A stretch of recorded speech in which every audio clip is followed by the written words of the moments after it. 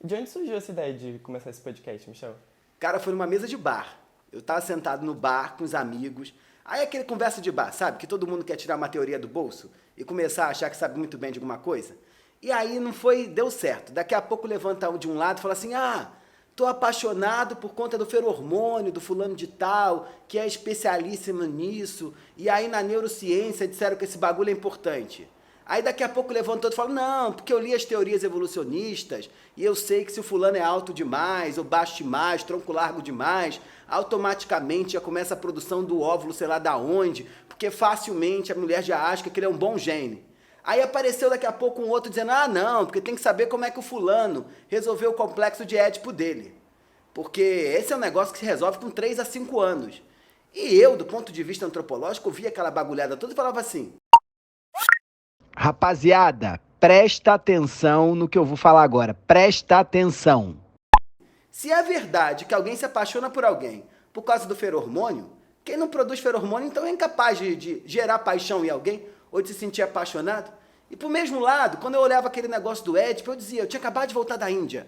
E eu dizia: se o complexo de Édipo, em qualquer lugar do mundo, acontece em torno dos 3, 4, 5 anos, como é que nesse casamento da Índia que eu fui, a mãe liga pro filho 24 horas, ela diz pra ele o que ele tem que comer, todo o ritual que acontecia, ela ficava alimentando ele, dizendo assim: olha filho, agora você vai fazer isso, agora você vai fazer assado, e o filho chorando, e a mãe chorando, porque aquilo era um rompimento com volta dos 25 anos. Eu falei: gente, calma, para tudo. Não tem nada a ver com feromônio, não tem nada a ver com Édipo, não tem nada a ver com evolucionismo, não é nada disso. É tudo culpa da cultura. É tudo culpa da cultura, culpa da cultura, é tudo culpa da cultura, culpa da cultura. E aí eu me dei conta que a antropologia, ao contrário das outras ciências, ela não tinha conseguido entrar no debate público de tal forma que permitisse que as pessoas, num boteco, tivessem a possibilidade de explicar o próprio comportamento dos outros através de um vocabulário cultural. E eu falei: não podemos fazer isso. A gente tem que botar esse negócio na boca do povo. Explicar para as pessoas que a maneira como elas se comportam, como elas pensam, como elas casam, como elas separam, como elas transam, como elas dormem, está envolvido no vocabulário cultural. E eu queria que as pessoas tivessem nesse podcast a mesma experiência que eu tive desde a primeira vez que eu ouvi falar de antropologia e a experiência que eu ainda tenho quando eu leio Bons Antropólogos, que é não dormir com a possibilidade de entender que, para além da realidade, das formas como a gente está se relacionando com o mundo, tem outras explicações 1000 que às vezes a gente nem sabe. Então eu falei: vamos ter que criar um podcast para falar disso. Então daí saiu a ideia de que a gente, através de 10 episódios com 10 antropólogos, podia trazer um novo olhar sobre as questões de sofrimentos que estão no dia a dia de todo mundo. Que era: como você não está pegando ninguém no Tinder? Por que você está transando cada vez menos? Por que quando você transa você não fica feliz, né? Você chora no meio da transa?